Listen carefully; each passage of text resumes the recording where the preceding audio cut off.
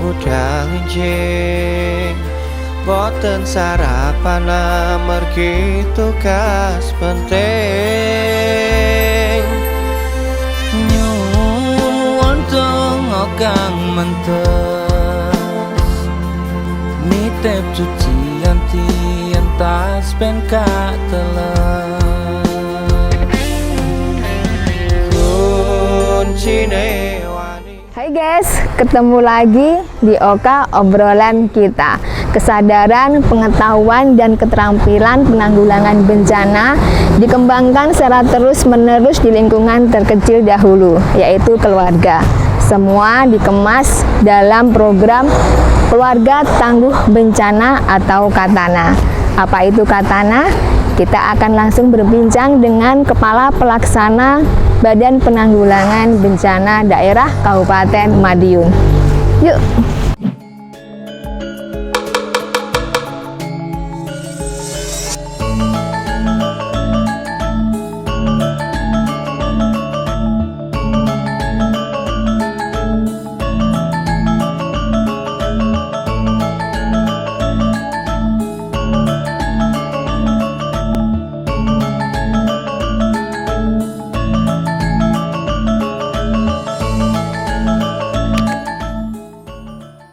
Selamat pagi Pak Rowi. Selamat pagi Mbak. Sehat nih Pak pagi ini? Alhamdulillah sehat. Puasa masih lancar ya Pak? Insya Allah. Wajib. Semangat ya. Pak Rowi, ini kan Keluarga Tangguh Bencana atau Katana, ini kan salah satu program dari BNPB. Siap. Nah, itu apa sih Pak Keluarga Tangguh Bencana Pak Rowi? Terima kasih sebelumnya. Saya mencoba menyampaikan dari awal. Sebelumnya ini salam wajib bagi kami di jajaran penanggulangan bencana. Kami sampaikan kepada masyarakat Kabupaten Madiun. Assalamualaikum warahmatullahi wabarakatuh. Salam tanggap, tangkas, dan tangguh untuk kita semuanya. Jadi di tahun 2022 ini di setiap tanggal 26 April pemerintah telah memutuskan dijadikan sebuah agenda rutin sebagai bentuk kesiapsiagaan, yakni Hari Kesiapsiagaan Bencana. Seiring dengan hal tersebut, ini mendasari pada Undang-Undang 24 tahun 2007 tentang penanggulangan bencana, yang mana penetapan undang-undang tersebut juga tanggal 26 April, sehingga jadikan pijakan sebagai salah satu metode pembelajaran lah untuk masyarakat Indonesia tentunya, bahwa tanggal 26 April kita sepakati, kita jadikan sebagai Hari Kesiapsiagaan Bencana. Tentunya Hari Kesiapsiagaan Bencana ini harapan kami sampaikan di awal, bahwa Hari Kesiapsiagaan Bencana jangan hanya menjadi miliknya pemerintah, tapi harus kita miliki bersama sebagai bentuk kesiapsiagaan manakala potensi ancaman bencana itu ada di lingkungan kita masing-masing. Sehingga konsep di tahun 2022 ini pemerintah mengangkat tema Keluarga Tangguh Bencana, Pilar Bangsa Menghadapi Bencana. Karena memang struktur masyarakat terkecil itu kan ada di keluarga. Sehingga harapan pemerintah tentunya kesiapsiagaan diawali dari komponen terkecil, yakni keluarga. Dasar membentuk Keluarga Tangguh Bencana, Pak Rowi? Tentunya ya seperti yang sudah kami sampaikan di awal tadi, bahwa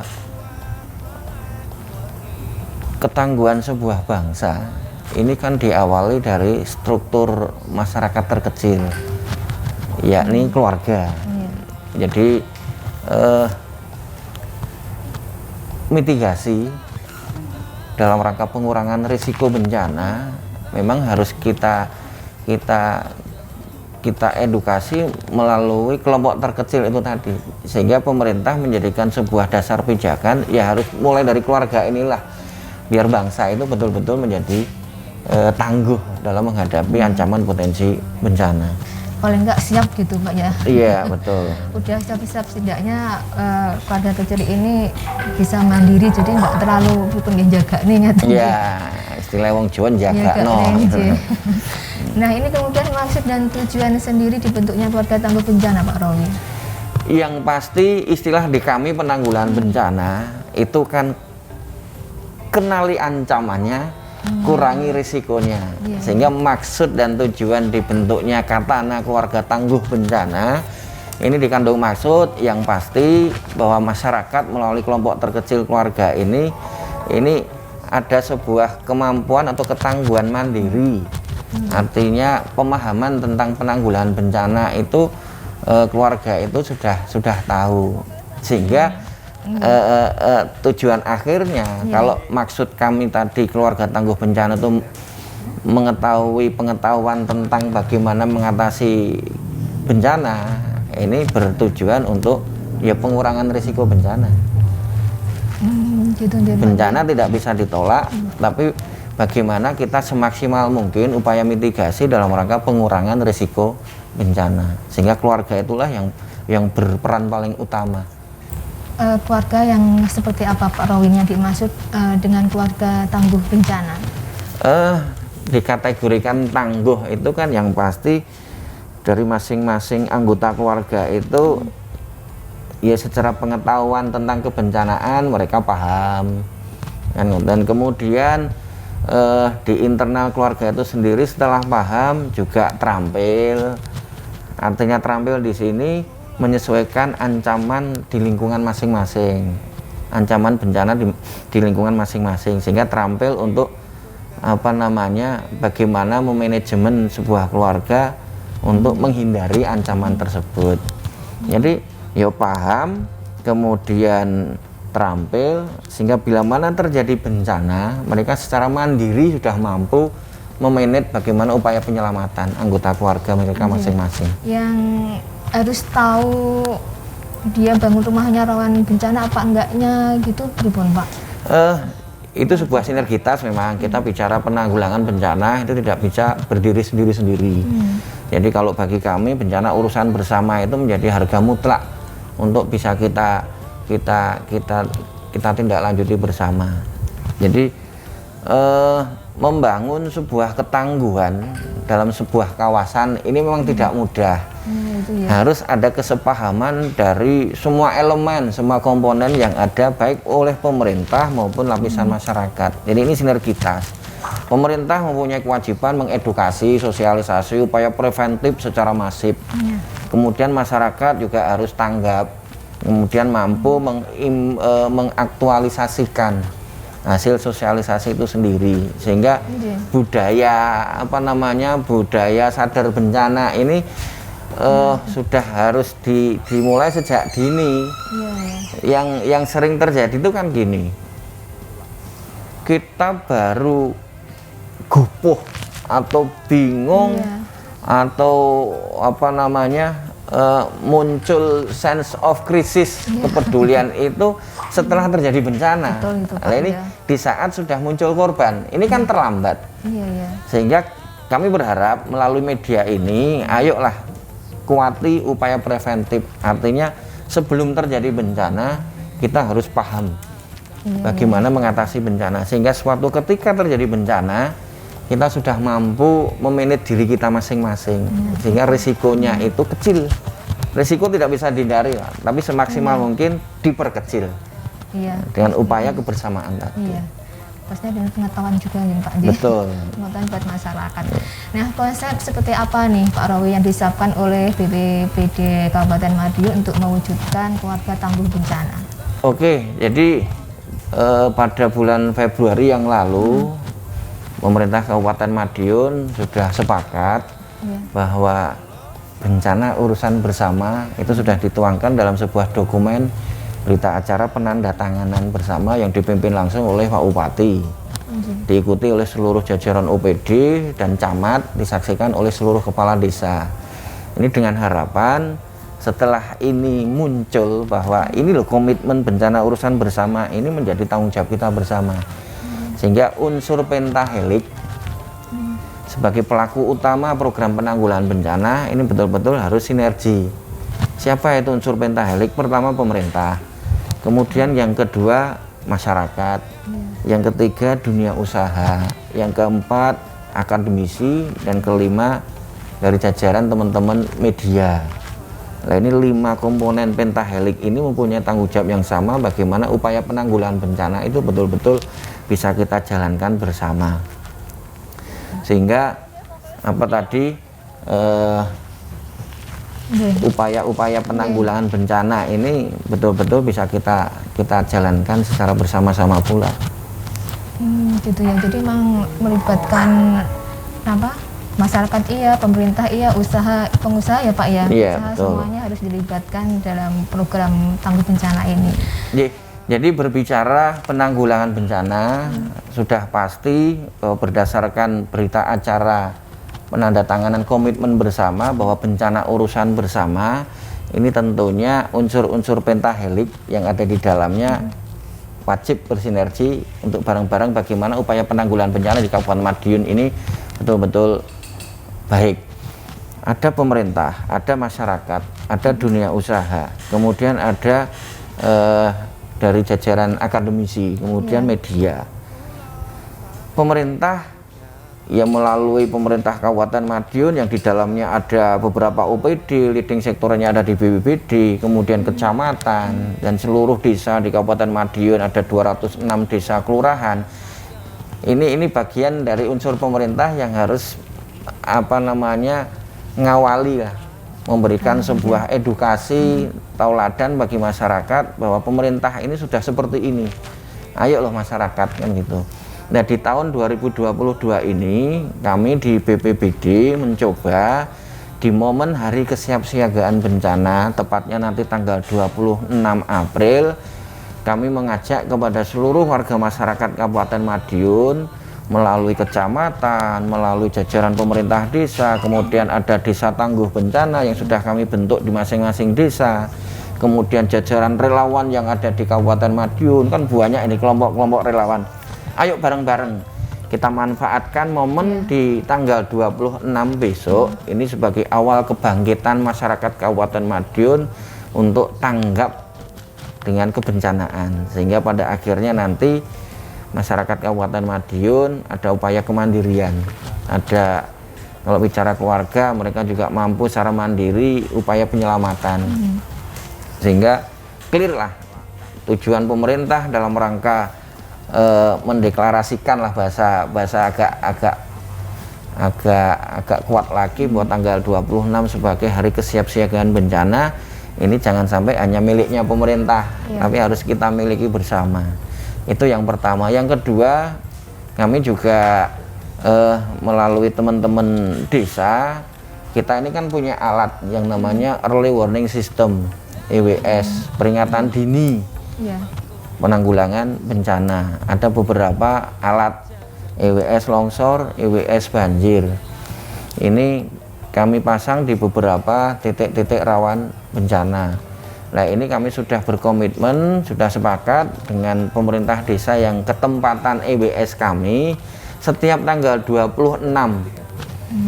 Jadi setiap bulan tanggal 26 kita jadikan momen untuk kesiapsiagaan. Di situ ada simulasi kebencanaan sekaligus untuk ngecek optimalisasi kinerja alat kami. Jadi kita jadikan momen untuk sekaligus ngecek fungsi tidaknya EWS yang sudah kami pasang. Jadi setiap tanggal 26. Nah, 26 April itu yang besarnya diikuti oleh seluruh masyarakat Kabupaten Madiun. Bentuknya apa? Nanti tanggal 26 April tepatnya jam 10 pagi seluruh masyarakat itu membunyikan kentongan atau alat sirene lainnya. Kemudian EWS yang sudah kami pasang juga nanti kita bunyikan semua. Kemudian serentak se-Kabupaten Madiun.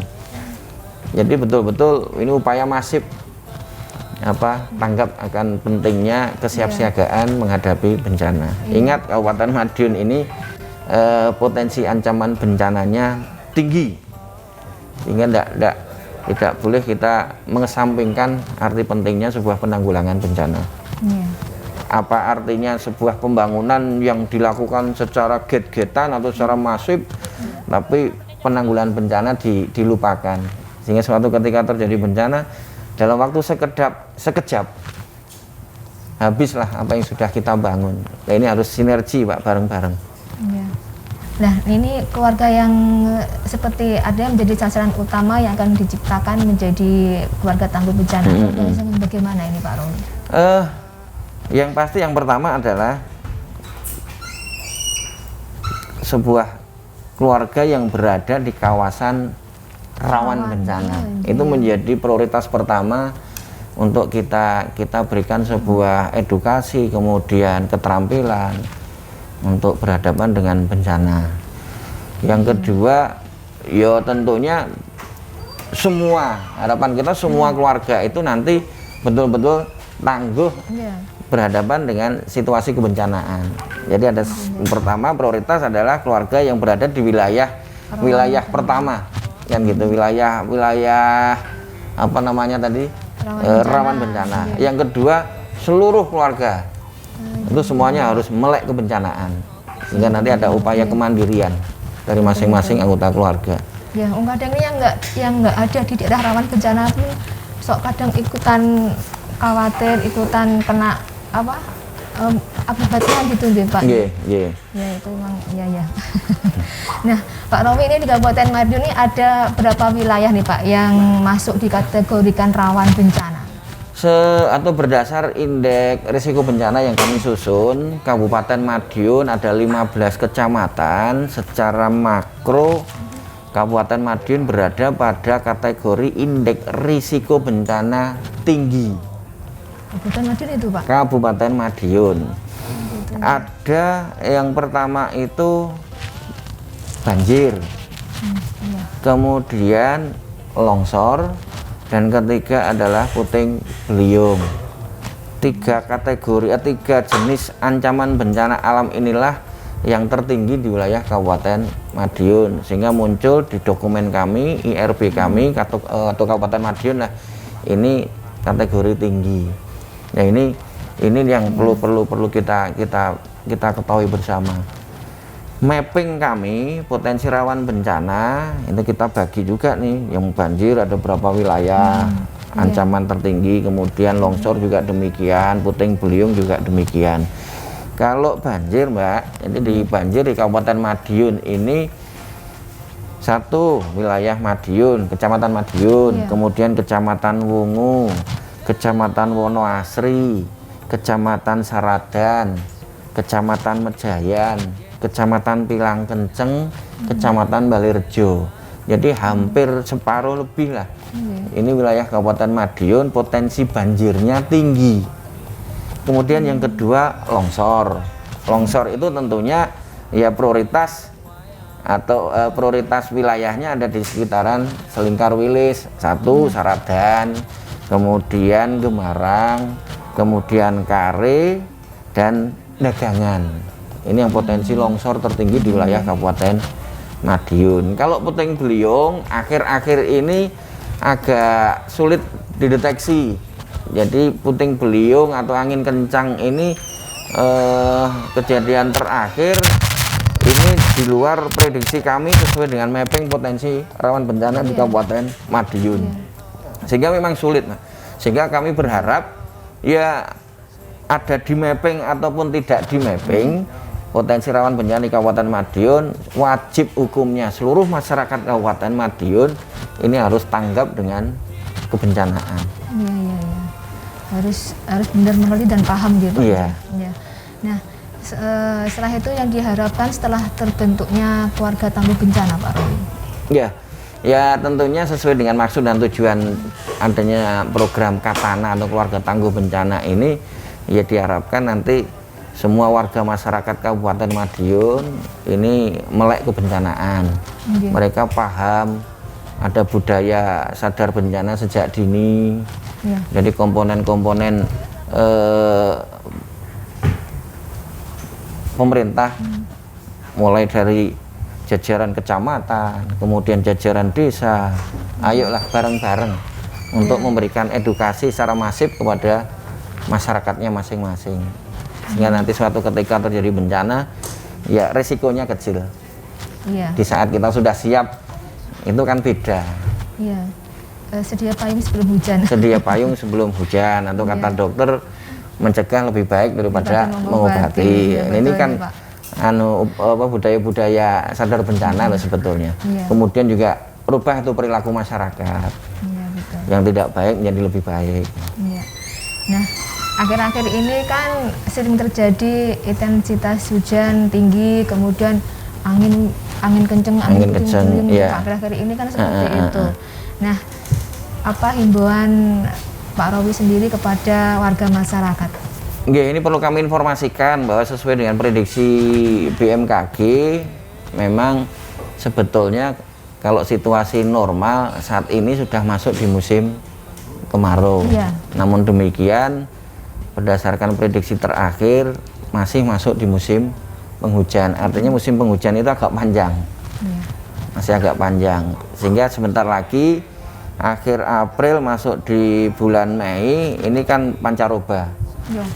Pancaroba berarti ditandai dengan nanti hujan dengan intensitas tinggi di beberapa wilayah dicampur dengan petir, kemudian angin kencang. Iya. Nah, ini kami berharap seluruh warga masyarakat Madiun untuk lebih waspada, tingkatkan kepedulian, kemudian kesiapsiagaan. Baik Pak Rowi, terakhir nih close statement buat masyarakat apa ini Pak? Sebelumnya izin melepas masker. Selanjutnya sebagai penutup di momen yang luar biasa ini, kami ingin berpesan sekaligus menghimbau kepada seluruh lapisan warga masyarakat Kabupaten Madiun melalui struktur keluarga tangguh bencana yang ada di Kabupaten Madiun. Ayo kita perkuat budaya sadar bencana sejak dini. Kemudian ayo kita sukseskan Hari Kesiapsiagaan Bencana pada tanggal 26 April yang akan datang. Perkuat kebersamaan, perkuat upaya preventif, perkuat upaya pencegahan mitigasi terhadap program-program penanggulangan bencana. Ayo kita jaga alam, alam pasti akan jaga kita. Jangan sampai alam mencari keseimbangannya sendiri. Kemudian kami ingin mengajak kepada insan pribadi kita masing-masing untuk semaksimal mungkin bisa mewarisi mata air kepada generasi kita ke depan. Jangan kita mewariskan air mata kepada generasi kita ke depan. Demikian, terima kasih. Kita siap selamat. Salam tanggap, tangkas, dan tangguh untuk masyarakat Kabupaten Madiun. Assalamualaikum warahmatullahi wabarakatuh. Demikian perbincangan kita dengan Kepala Pelaksana BPBD Kabupaten Madiun tentang upaya penanggulangan bencana.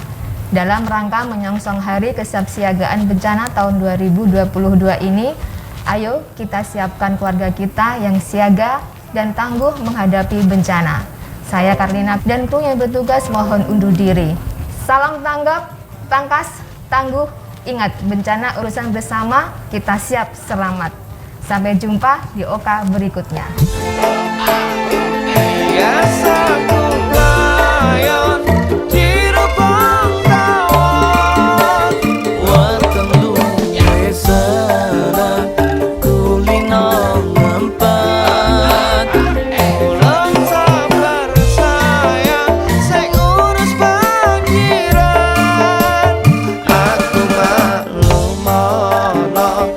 Relawan iso sing kepa